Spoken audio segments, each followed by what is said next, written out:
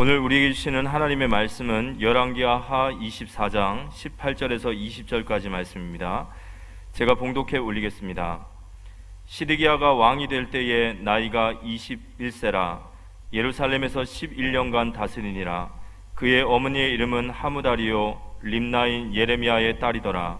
그가 여호야김의 모든 행위를 따라 여호와 보시기에 악을 행한지라. 여호와께서 예루살렘과 유다를 진노하심이 그들을 그 앞에서 쫓아내시까지 이르렀더라. 시드기야가 바벨론 왕을 배반하니라. 옆에 사람 인사하세요. 여호와 살롬. 여호와 살롬이란 말이 하나님의 평강이 당신에게 있기를, 이런 뜻입니다. 다시 한번 인사하시기 바랍니다. 당신은 소중한 사람입니다. 이 시간 성도, 그리고 남동 영흥, 그리고 또 노년지교회, 또 강서, 양주, 동두천, 특히 화천에서 최근에 복음 받으신 귀한 분들이 계십니다. 화천에 또 복음 받은 귀한 종들이 하나님 앞에 은혜 받는 그런 시간 되시기를 바라고요. 70년대, 80년대 대학교를 다녔던 사람들을 70, 80 세대라 이렇게 얘기하죠.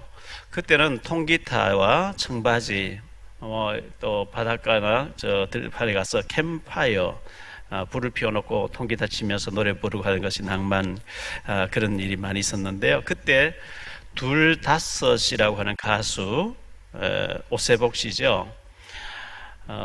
이런 노래를 불렀습니다. 빗소리 들리면 떠오르는 모습, 달처럼 탐스러 하얀 얼굴, 우연히 만났다 말없이 가버린 긴 머리 소녀야. 대단하게 그때는 히트했고, 참 캠프송으로는 최고로 불렀던 그런 노래들이죠. 밤배란 노래하고. 근데 그 노래의 주인공이었던 오세복 씨가 67세의 나이로 그저께 이렇게 별세했다고 뉴스 나오는 것을 봤습니다. 예방선에 코로나가 와서 연예인 방송인 모임에 모이지를 못하고 줌으로 제가 한 달에 한 번씩 설교를 하고 있는데, 불과 한 달 전에 줌 설교했을 때, 그 설교 마치고 난 뒤에 포럼하고 주고받고 대화를 주고받고 했던 아주 믿음 좋으신, 웃으면 복이 와요 하는 프로를 만들고 MBC 제작 본부장을 지냈던 유수열 장로님도 그저께 천국 가셔서 제가 삼성 장례식장에 다녀왔습니다. 저보다 새해 3년 선배, 학교는 3년 선배이시고 정은주 목사님과 동창이시고 나이는 저보다 한 2살 많은 것 같은데요. 영국에서 목회를 잘 하시다가 이제 국제 어떤 그 단체에서 북한에 식량을 지원한다는 얘기 듣고 유럽의 대표로 선교사님 참석해보라 해서 국경지대 와서 북한에 식량 집어넣는 데 도움을 좀 참관하고 도움을 주고 하던 이 선교사님이 영국에서 늘 이제 주일날 외에는 골프 치러 다니고, 내가 이렇게만 살다가 천국 가서 주님 앞에 설 수 있겠냐 이래가지고 그 목회지를 그만두고 국경지대 와서 합법적으로 북한에 식량 지원하는 일을 20년 동안 하시던 분이 책을 내셔서 누가 이제 저를 얘기했대요. 제게 책이 왔길래 제가 책을 받고 읽어보고 고맙다고 이렇게 인사 전화를 드렸더니 만나자 그래서 저희 교회도 오셨다고 하고 이렇게 했었는데요. 나이는 저보다 2살 위인 것 같은데 지금 항암제를 맞고 병원에 입원해 계세요. 건강하신 분이고 참 귀한 분인데, 이분이 기독교 계통의 방송을 출연해서 북한을 놓고 우리가 진짜 기도해야 된다, 북한 놓고 기도하지 않으면 되겠냐 하면서 한 달에 1,000원의 후원금을 내고, 돈 1,000원이 문제 아니고 기도로 마음을 모으기 위해서 하는 거니까 하면서 이렇게 했는데, 아마 1,000원씩 내는 회원들이 좀 됐는가 보죠. 탈북자를 매달 한 50만 원씩 돕고 싶은데 탈북자 소개해달라고 해서 제가 이제 소개를 드렸더니 이번 달에는 100만 원을 보내겠다, 다음 달부터는 50만 원 보내겠다 해서 그 100만 원에 우리 교회에서 또 50만 원 더 보태서 탈북 자매, 저 선교지에 있는 자매 3명에게 선교비를 전달했는데 어쨌든 주변에 그렇게 연세가 많지 않음에도 불구하고 이렇게 항암을 맞으면서 죽음이라는 것을 이렇게 생각하게 되는 분들이 많이 있고 또 천국으로 떠나는 모습들을 볼 때 우리가 한 100세까지 살았으면 좋겠고 90살까지 살면 뭐 아쉬움 없이 주님 오라 하면 가겠는데 그렇게 생각하는 사람 참 많이 있을 텐데 죽음이라는 것은 멀지 않은 곳에 기다리고 있는 것 같습니다. 건강하게 우리 기회 주셨을 때 최선 다해서 복음을 위해서 살았으면 좋겠고요. 하나님 나라 위해서 살았으면 좋겠습니다. 이 화천에서 지금 우리 사역하고 계신 정보경 권사님은 암 수술 2번 받고 나니까 남편이 그쪽에 사업하고 있어서 거기 와 계시는데 지난날에 건강할 때 많이 주의를 하지 못한 게 너무 억울하다고 언제 청구할지 모르니까 복음 전하는데 올인하겠다고 해서 막 전도하는데 여러 사람들이 만나시고 있거든요. 거기에 주유소하시는 김담용 형제님이 복음을 받으셨어요. 췌장암 말기라고 하는데 하나님의 기적적인 은혜가 있어지게 되기를 바라고 또 위에서 기도해 주시면 고맙겠습니다. 오늘은 8월 15일 광복절입니다. 광복 76전을 맞이했는데요. 1945년 8월 15일 우리에게는 너무너무 좋은 날이었죠. 그날 또 주일이었다고 합니다. 광복되는 그날요. 우리에게는 너무나 좋은 날이었는데 일본에서는 패망하는 날, 수치의 날이었겠죠. 저는 그 방위 출신입니다. 요즘은 방위라고 하지 않고 공익요원이라 이렇게 얘기하죠. 79년도 그때 당시에 방위병은 3주 동안 훈련소에서 훈련받고 18개월 동안 근무를 했었는데요. 요즘은 뭐 많이 이제 근무 시간들이 많이 줄어든 걸로 알고 있습니다. 사병들은 2달 동안 훈련받고 3년 근무했죠. 그 당시에는 하사관들은 6개월 동안 훈련받고 이제 퇴직할 때까지 근무하는 거고요. 육군 사관학교 같은 데 가면 4년 동안 훈련을 받고 난 뒤에 이제 퇴직할 때까지 근무하시게 되겠죠. 굉장히 중요한 지도자로 쓰임 받아야 되는 사람은 훈련 기간이 긴 것처럼 하나님이 보실 때 우리를 중요하게 써야 된다고 하면 연단과 훈련을 많이 시킵니다. 그래서 여러분들에게 나는 왜 이렇게 고난이 많지? 왜 이렇게 내 가정에는 힘든 일이 많지? 이렇게 생각되시면은 그걸 잘 이기시기를 바라고요. 그 훈련 과정이 크면 클수록 하나님의 계획도 크다는 것을 믿으시고 믿음으로 잘 이겨내시기를 바랍니다.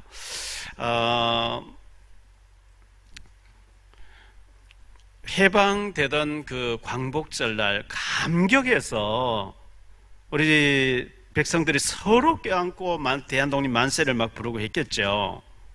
출애굽하던 이스라엘 백성들이 애굽에서 430 노예 생활하다 나올 때 얼마나 감격했겠습니까?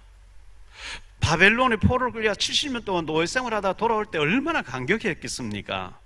그래서 시편 121편에 보면 꿈을 꾸는 것 같았도다 이렇게 표현하고 있거든요. 아마도 남북이 통일되는 그날이 오면은 굉장히 감격해서 남과 북이 서로 껴안고 울고 감격해야 하지 않겠나. 그날이 오도록 우리는 준비하고 기도하고 해야 되겠습니다.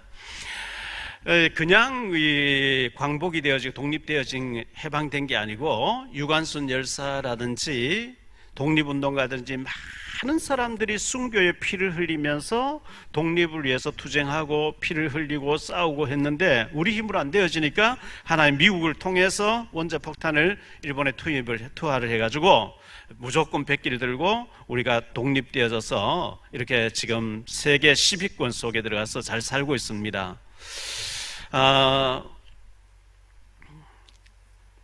코로나가 이렇게 길어지고 델타 변이가 또 많이 확산되고 해서 너무 어렵고 예배도 드렸다가 못 드리겠다가 언제 어떻게 변할지 모르는 상황에 지금 놓여 있는데 지금 이스라엘 같은 나라에도 하루에 뭐 6천 몇 명씩 이렇게 확진자 나온다고 일본에 2만 명이 나온다 그러고 이렇게 봤을 때 쉽게 없어지지 않을 것 같아요.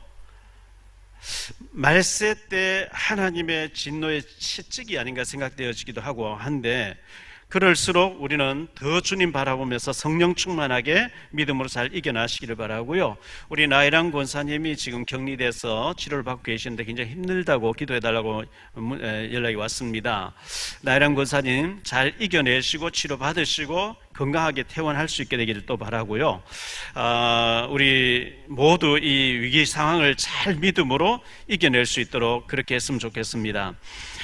초등학생 100여 명에게 어떤 그 선생님이 질문을 했다고 합니다. 얼음이 녹으면 뭐가 되지? 이렇게 하니까 얼음이 녹으면 뭐가 돼요? 아니, 그걸 질문이라고 합니까? 물이 되지 뭐가 돼요? 이렇게. 그렇죠? 과학 시간에 우리 배웠잖아요. 얼음이 녹으면 물이 돼요. 다 99명이 얼음 녹으면 물이 돼요, 물이 돼요 하는데 한 학생이 봄이 옵니다. 그렇구나. 역발상이에요. 얼음이 녹는데 봄이 온다는 거예요.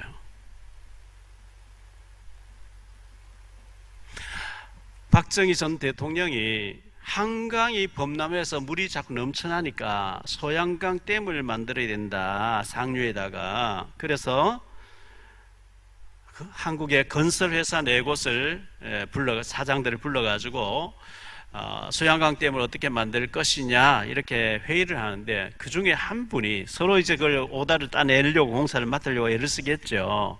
한 회사가 한강물이 넘쳐가 범람해서 늘 저지대에 잠기는 곳이 어디냐 해가지고, 그 늘 물에 잠겨있던 땅이니까 뭐 버려진 땅이고, 그 땅을 소양강 댐을 만들면 그 땅이 이제 물에 잠기지 않고 하면 좋은 땅이 되지 않겠나 해서 그 땅을 많이 샀대요.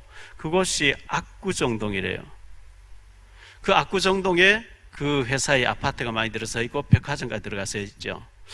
이런 눈을 가진 사람은 한 단계 다음 걸 보는 사람들이 뭐 굉장히 이제 잘 되는 케이스가 되겠죠. 왜냐하니까 보통 사람들 차원보다 그 다음 단계를 보는 눈을 가졌기 때문에 굉장히 이제 앞서가게 되겠죠.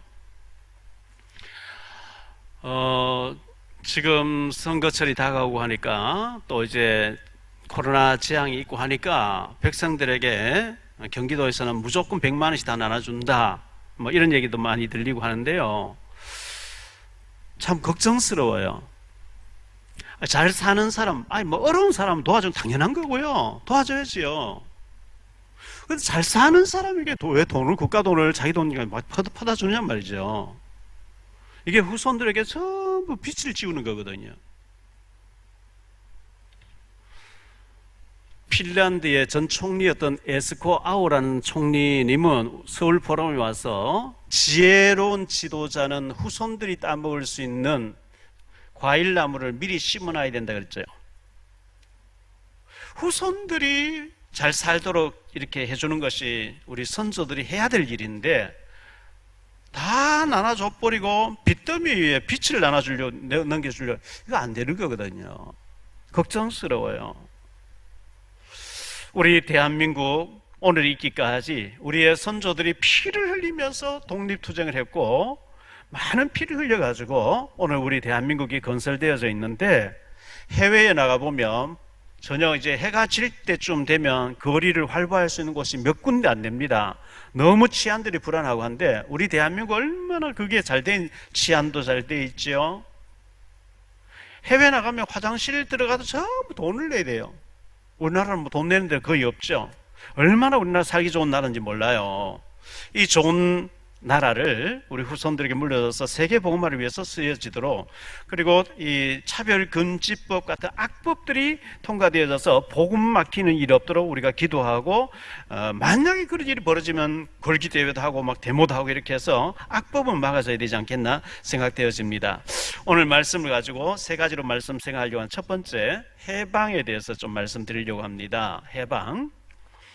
애굽에서 연단과 출애굽한 이스라엘 백성들이 있었죠.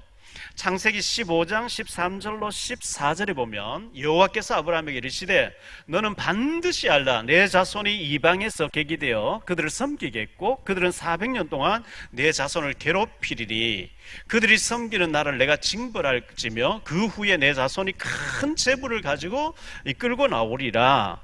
아브라함을 가나안 땅에 불러서 그 땅에 이 땅을 네 후손에게 주겠는데 네 후손이 이방에 가서 400년 동안 종살이 하다 나온다, 이렇게 미리 말씀하셨어요.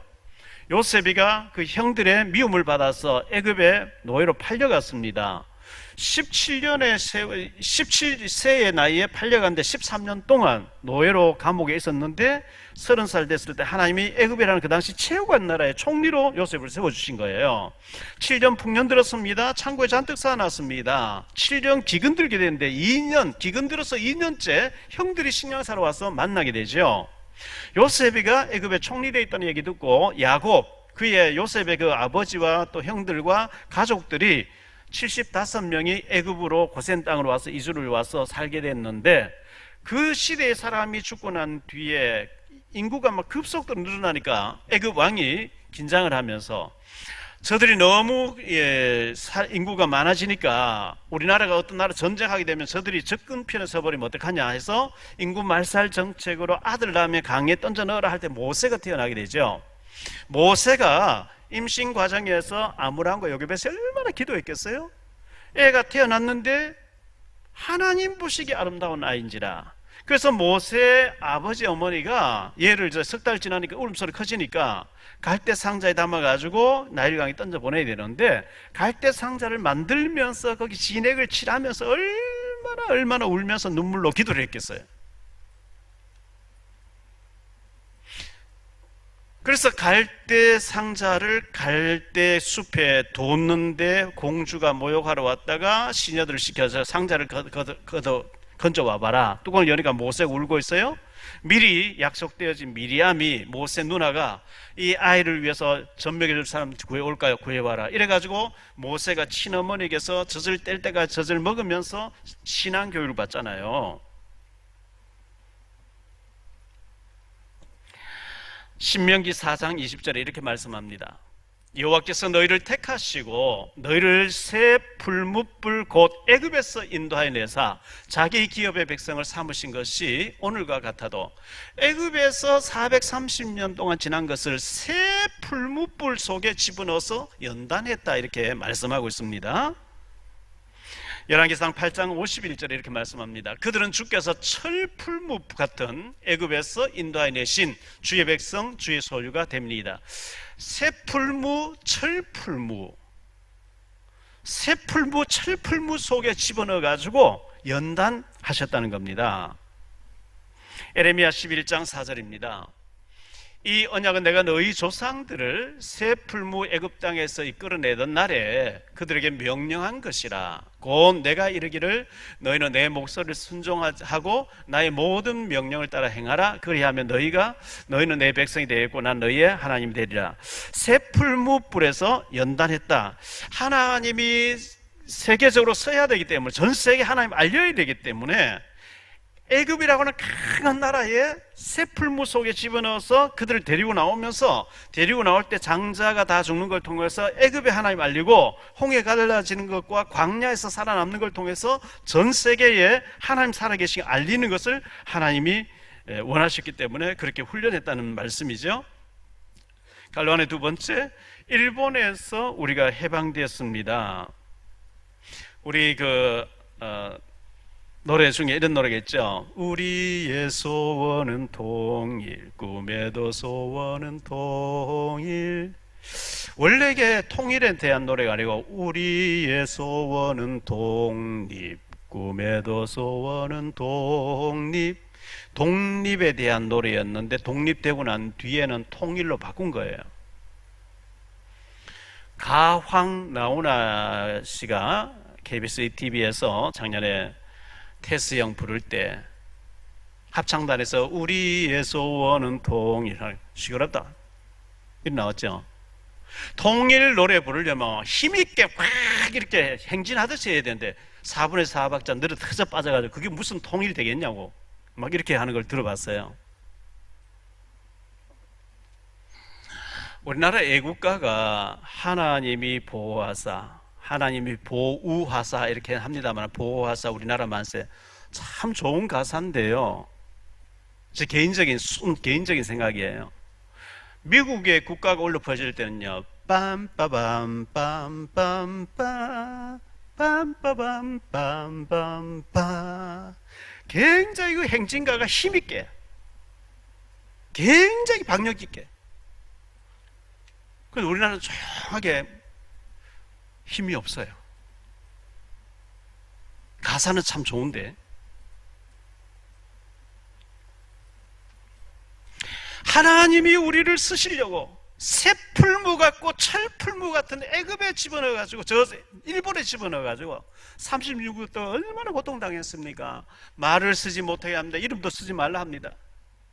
다 창시 개명하라는 합니다. 다 빼앗아 갑니다.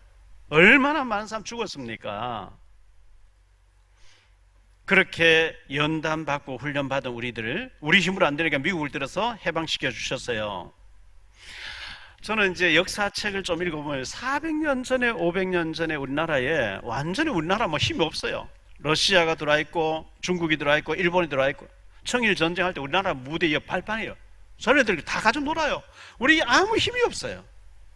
그럼에도 불구하고 우리나라가 러시아에 속국돼 버리고 중국에 속국되지 않고 일본에 뭐 30년 당했습니다만은 단일 국가로 우리 언어를 쓰면서 이렇게 살아남아 가지고 지금 세계 10위권 속에 들어가 있다. 기적 중에 기적인 줄 믿습니다. 진짜 하나님이 보호해 주셨어요. 왜 그런지 아니까 우리나라를 선교하는 나라로 서야 되기 때문에 그렇습니다. 세 번째, 갈로하는 세 번째 생각할 말씀은 저주에서 해방인데요. 하나님 떠난 저주와 사단과 지옥 배경에서 우상 숭배하던 우리나라를 복음 전하는 나라로, 제사장 나라로 하나님이 우리를 불러주셨습니다. 저는 저 개인적으로 저희 가정 가문을 봤을 때 완전히 저주받은 흑암이 덮여있는, 정말 어릴 때 눈물과 탄식과 슬픔 속에 희망이 안 보였는데, 그런 제게 교회에 가서 하나님 말씀 들을 때, 성경 말씀 읽을 때, 성경 말씀 들을 때는 희망이 보였어요. 여러분, 어떤 저주와 어떤 고통이 여러분을 감싸고 있습니까? 이스라엘 백성들에게는 애굽이라고 한 나라가 430년 동안 짓밟고 눌렸어요. 고통당했어요. 한때 우리 선조들은 일본에 당했어요. 그런데 하나님께서는 우리를 사단과 저주와 질병과 저주 가운데서 우리를 구원하시려고 예수님을 보내주셨는데요. 요한복음 3장 16절에 하나님이 세상을 이처럼 사랑하사 독생자를 주셨으니 이는 그를 믿는 자마다 멸망하지 않고 영생을 얻게 하려 하심이라. 히브리서 9장 27절입니다. 한 번 죽는 것 사람에게 정해진 것이요 그 후에는 심판이 있으니. 우리는 죽는 날 알지 못하는데 하나님 죽는 날 이미 다 정해놨대요. 그 죽는 모습은 각자 다르겠죠. 질병으로, 사고로, 뭐 어떤 일로. 한 번 죽는 것은 정해진 것이고 죽은 후에는 심판이 기다린다, 이렇게 말씀했는데요. 누가복음 16장 19절로 31절에 보면 한 부자가 있어 자색옷과 고운 베옷을 입고 날마다 화롭게 즐기더라. 그런데 그 나사로라 이름한 한 거지가 헌데투성이로 그의 대문 앞에 버려진 채 그 부자의 상에서 떨어지는 것으로 배불리를 하며 심지어 개들이 와서 그 헌대를 앓더라. 이에 그 거지가 죽어 천사들에게 받들려 아브라함 품에 들어가고 부자도 죽어 장사되매 그가 음부에서, 지옥을 음부라 그럽니다. 음부에서 고통 중에 눈을 들어 멀리 아브라함과 그의 품에 있는 나사로를 보고, 지옥에서 지금 천국도 보이고 있어요. 불러 이르되, 말도 지금 통하고 있어요. 아버지 아브라함이여 나를 긍휼히 여기사 나사로를 보내어 그 손가락 끝에 물을 찍어 내 혀를 서늘하게 하소서. 내가 이 불꽃 가운데 괴로워하나이다. 아브라함이 이르되 예, 너는 살았을 때 좋은 것을 받았고 나사로는 고난을 받았으니 이것을 기억하라. 이제 그는 여기서 위로를 받고 너는 괴로움을 받느니라. 그뿐 아니라 너희와 우리 사이에 큰 구렁텅이가 놓여 있어 여기서 너희가 건너가도 하되 갈 수 없고 거기서 우리에게 건너올 수도 없게 하였느니라. 이르되 그러면 아버지여 구하노니 나사로를 내 아버지 집에 보내소서. 내 형제 5이 있으니 그들에게 증언하게 하여 그들로 이 고통받는 곳에 오지 않게 하소서. 아브라함이 이르되 그들에게는 모세와 선자들이 있으니 그들에게 들을지니라. 이르되 그렇지 아니하나이다. 아버지 아브라함이여 만일 죽은 자에게서 그들에게 가는 자가 있으면 회개하리이다. 이르되 모세와 선자들에게 듣지 아니하면 비록 죽은 자 가운데 살아나는 자가 있을지라도 권함을 받지 아니하리라 하였다 하시니라. 여기서 부자와 나사로, 부자는 하나님 없어. 죽으면 그만이지. 하나님 어디 있어? 내 주문 믿고 살아. 날마다 연락했다. 쾌락을 즐겼대요. 잔치를 즐겼대요. 거지 나사로는 죽어서 천사들이 받들려 천국에 아브라함 품에 들어갔는데, 부자도 죽어서 지옥에 빠져서 펄펄 끓는 지옥 불 속에서 쳐다보니까 하나님 품에 나사로가 안겨 있는 거예요. 아버지 아브라함이여, 그 손가락 같은 물을 찍어 내 혀에 한 방울만 좀 보내달라. 하나님 필요 없다 했기 때문에 물 한 방울도 안 낸다는 거예요.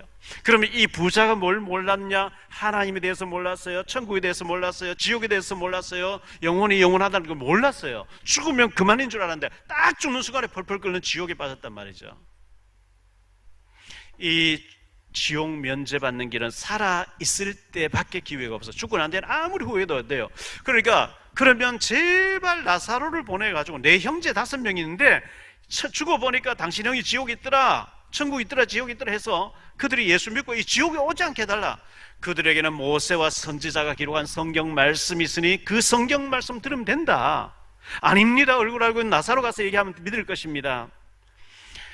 모세와 선지자가 기록한 성경 말씀 믿지 않는 자는 죽은 자가 살아나서 가서 얘기해도 안 듣는다 그랬거든요.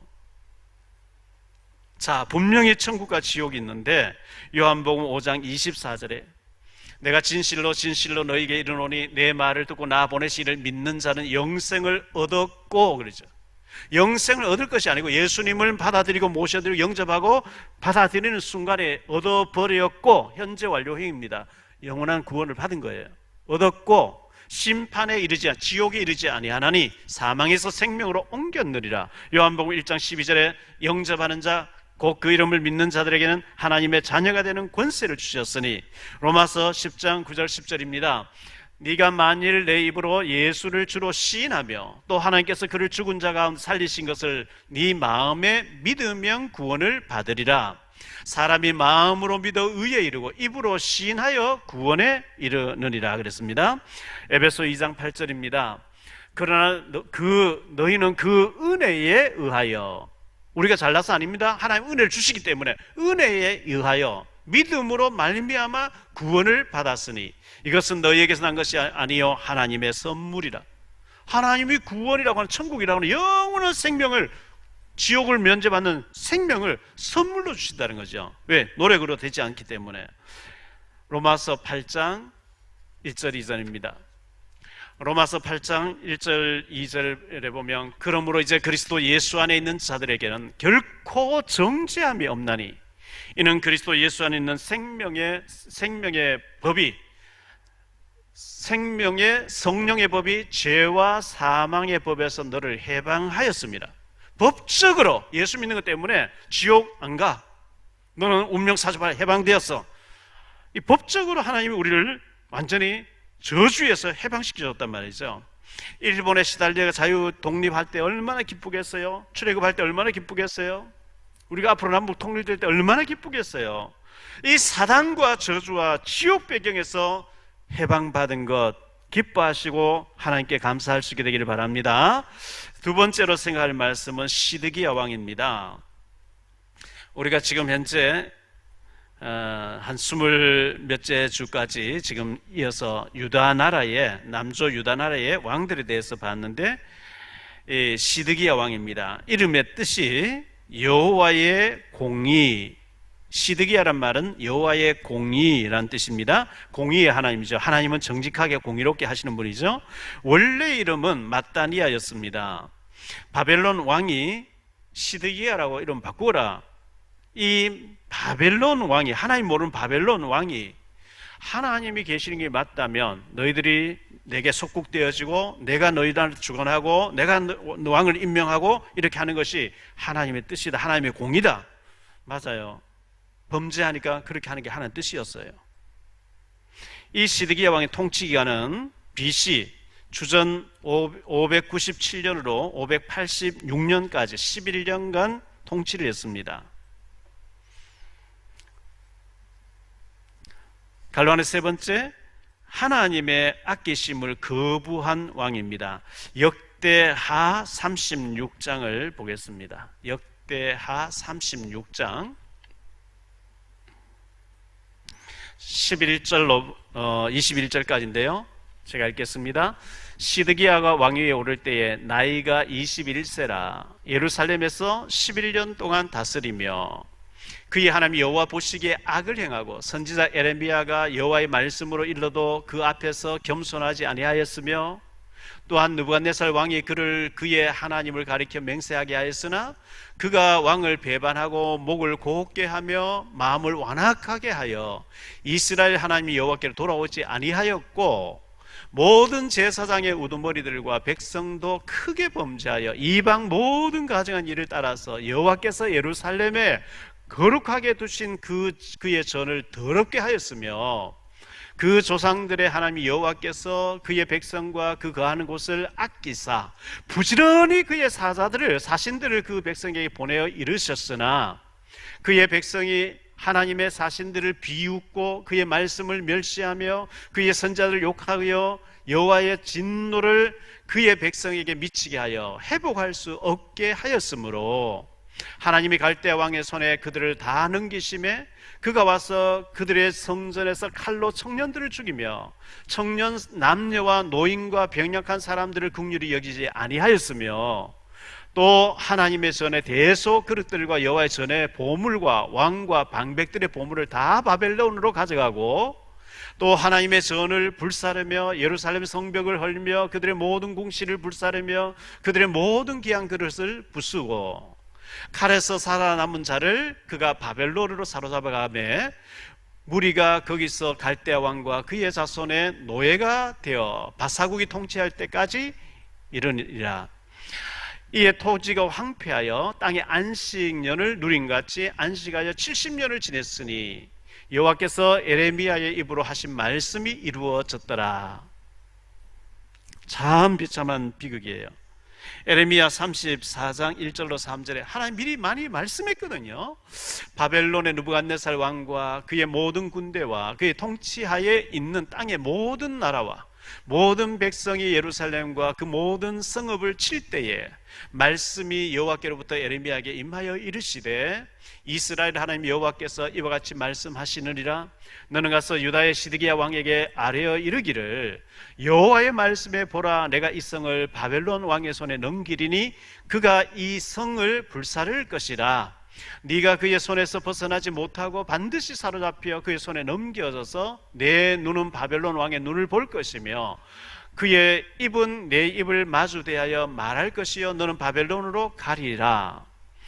하나님께서 에레미야를 통해서 계속 말씀했는데 에레미야의 말을 듣지 않고 거절하고 박해를 하고 이렇게 해서 에레미야를 죽이려고 하고 네가 바벨론 돈 먹었냐, 왜 바벨론 편드냐, 굉장히 박해했어요. 세 번째로 생각할 말씀은요, 하나님의 채찍입니다. 갈로아는 첫째 갈대아 왕에게 넘기셨다고 이렇게 말씀합니다. 갈대아는 바벨론 나라입니다. 지금 이라크라고 하는 나라입니다. 역대하 36장 17절로 21절입니다. 하나님이 갈대아 왕의 손에 그들을 다 넘기심에 그가 와서 그들의 성전에서 칼로 청년들을 죽이며 청년 남녀와 노인과 병약한 사람을 긍휼히 여기지 아니하였으며 또 하나님의 전의 대소 그릇들과 여호와의 전의 보물과 왕의 방백들의 보물을 다 바벨론으로 가져가고 또 하나님의 전을 불사르며 예루살렘 성벽을 헐며 그들의 모든 궁실을 불사르며 그들의 모든 귀한 그릇들을 부수고 칼에서 살아남은 자를 그가 바벨론으로 사로잡아 가매 무리가 거기서 갈대아 왕과 그의 자손의 노예가 되어 바사국이 통치할 때까지 이르니라. 이에 토지가 황폐하여 땅이 안식년을 누린같이 안식가 70년을 지냈으니 여호와께서 에레미야의 입으로 하신 말씀이 이루어졌더라. 이렇게 말씀하고 있죠. 비참하게 된 겁니다. 시드기야의 비극이 열왕기하 25장 1절로 7절에 나옵니다. 시드기야 왕의 비극이 시드기야 제9년 열째 달 10일에 바벨론의 왕 느부갓네살이 그의 모든 군대를 거느리고 예루살렘을 치러 올라와서 그 성에 대하여 진을 치고 주위에 토성을 쌓음에 그 성이 시드기야 왕 제11년까지 포위되었더라. 그 해 넷째 달 9일에 성중에 기근이 심하여 그 땅 백성의 양식이 떨어졌더라.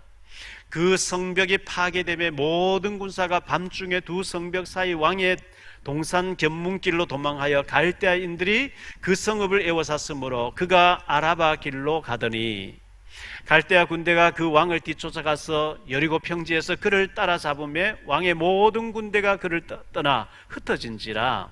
그들이 왕을 사로잡아 그를 림나에 있는 바벨론 왕에게로 끌고 가매 그들이 그를 신문하니라. 그들이 시드기야의 아들들을 그의 눈앞에서 죽이고 시드기야의 두 눈을 빼고 노사슬로 그를 결박하여 바벨론으로 끌고 갔더라. 얼마나 비참해요. 에레미야 선지자를 통해서 하나님께서 외치고 돌아오라 회개하라. 아무리 해도 안 듣고 에레미야를 박해하고 죽이고 구덩이 넣고 때리고 그런 일 없어. 그런 일 없어. 시드기야 왕이 보는 앞에서 자녀를 다 죽여버리고요. 시드기야 눈도 다 빼버리고요. 쇠사슬로 결박해서 바벨론 끌고 와서 죽이는 거 있죠. 하나님 말씀 거부한 그 비극이 얼마나 비참하다는 것을 보여줍니다.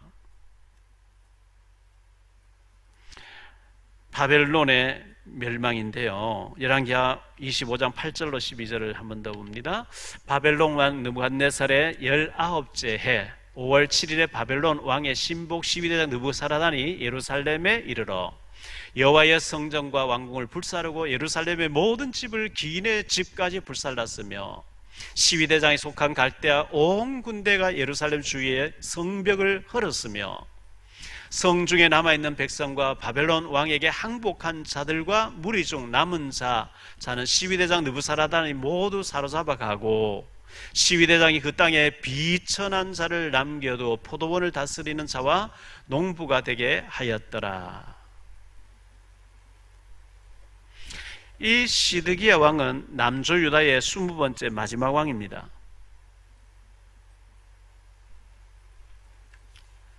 하나님을 거부해요. 매 맞으면서 하나님 거부해요. 그래서 두 눈이 뽑히고 자녀들 다 죽고 끌려가서 죽게 되는, 그리고 바벨론에 70년 동안 짓밟히게 되는 비천한 자, 농사 짓는 자 남겨놓고 바벨론 다 다스리고 불살라버리 이렇게 됐습니다. 결론적으로 시드기야는 남조 유다의 마지막 왕입니다.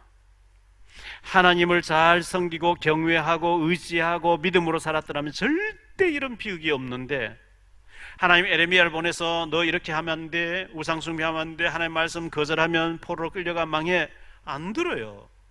오히려 선자를 박해해요. 하나님을 대적해요. 그래서 하나님이 여러 번 아끼면서 선자를 보냈건을 너희가 듣지 않는 듯 한식하셨잖아요. 두 번째로 시드기야의 비극입니다. 자녀들이 살해당합니다. 그 보는 데서요, 자신의 두 눈이 뽑힙니다. 자녀들 다 죽고 눈이 뽑히고 쇠사슬로 결박돼서 지지직 끌려가서 바벨론에 가서 죽습니다. 하나님을 거부하고 하나님 버린 자의 비극이죠. 세 번째로 우리는 복음의 증인으로 서야 되겠습니다. 여러분, 하나님을 사랑하는 자가 되시기를 축원합니다. 하나님을 경외하는 자가 되기를 바랍니다. 복음을 전해야 되겠다. 나는 하나님 잘 섬기고 복음의 증인으로 복음 전하는 사람 돕고 전도자가 돼서 자손만대 축복을 물러줘야 되겠다. 여기 역사를 보세요. 지금 우리가 왕들을 23명을 봤거든요. 사울 왕과 다윗과 솔로몬을 통일시대에 봤고, 남북으로 갈라지고 난 뒤에 남조 유다의 20명의 왕을 봤습니다. 하나님 잘 섬기는 왕이 나오면 하나님 막 주변 나라 전체가 섬기도록 만들어버려요. 하나님 버리고 우상 숭배하고 선자를 박해하면 포로로 끌려가고 망하는 것을 계속 보여준단 말이죠. 히브리 13장 8절에 예수 그리스도는 어제나 오늘 영원토록 동일하다 했기 때문에 우리가 하나님 잘 섬기고 하나님을 두려워하고 하나님 경외하고 복음 위에 살려고 하면 무조건 하나님 축복하실 줄 믿습니다. 하나님 어디 있어? 헌금할 필요 뭐 있어? 교회 가서 예배드릴 필요 뭐 있어? 하나님 없어. 하나님 떠나면 징계받습니다. 재앙이 닥칩니다. 구원받았기 때문에 지옥 못 가니까요. 저와 여러분이 하나님 잘 섬겨서 하나님 축복받고 우리 자손들이 세계복음화의 서밋에 서서 세계를 살리는 일에 쓰임받는 하나님의 축복이 우리 모두에게 임하게 되기를 주 예수 그리스도 이름으로 축복합니다.